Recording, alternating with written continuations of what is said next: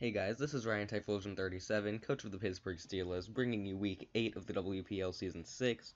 This week I'm facing off against Oscar, coach of the Beartics.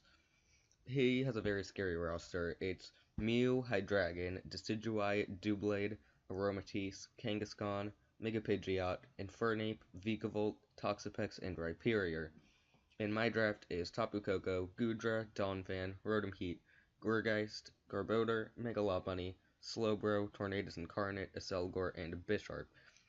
So, the team I brought this week is Tapu Koko with Thunderbolt, Dazzling Gleam, Grass Knot, and Calm Mind with the Electrium Z, Megalopony with Return, High Jump Kick, Substitute, and Power Up Punch, Specially Defensive Rotom Heat with Volt Switch, Overheat, Pain Split, and Hidden Power Ice with Leftovers, Tornadus Incarnate with Psychic, Hurricane, Grass Knot, Dark Pulse, it's Assault Vest. Slowbro is physically defensive with Slack Off, Ice Beam, Psychic, and Shadow Ball holding the leftovers. And Assault Vest Goodra with Sludge Wave, Thunderbolt, Dragon Pulse, and Flamethrower. So, getting into the match, I'm going to lead with Tapu Koko and he leads with Mew. Immediately, I'm just going to switch out into my Rotom Heat to Scout, but he switches into his Hydreigon. So he goes for Dragon Pulse, and I'm specially defensive. I know I can take it, so I just go for Volt Switch and go back into my Tapu Koko. I'm going to go for Dazzling Gleam here, and based on the damage it does to this Mew, a Z Thunderbolt 100% of the time kills it, so I'm just going to go for it, and I knock out the Mew turn 4, which is great. He goes back into his Hydreigon. I don't know why, I just knock it out with a Dazzling Gleam.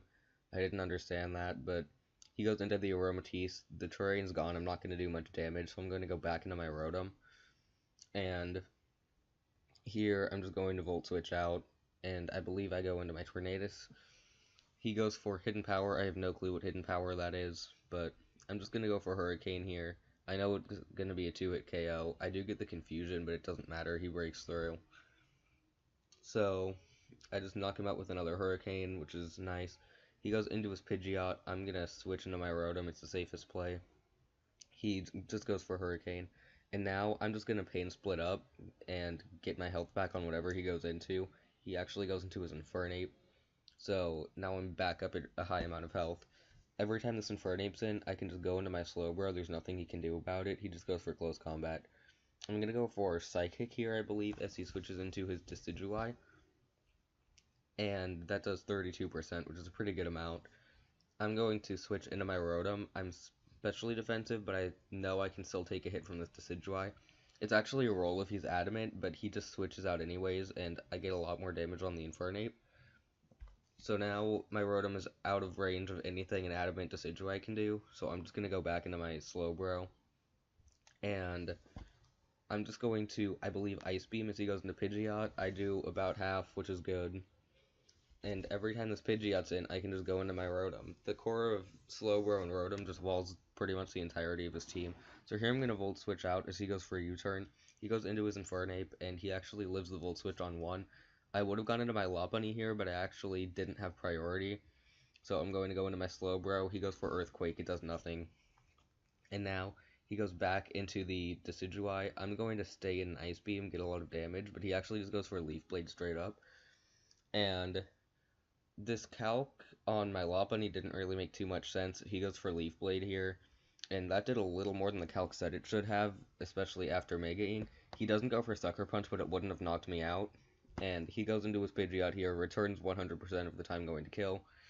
So I actually pick up a 6-0 win here against Oscar, which is great. I'm now 6-2, I believe, and the person behind me in my division, they haven't played their match yet, but it seems like they're probably going to get a forfeit win, and they'll be 5-3. So, and based on the differential, especially with the 6-0, even if I lose next week and he wins, actually I face him, so it'll matter a lot if I win that.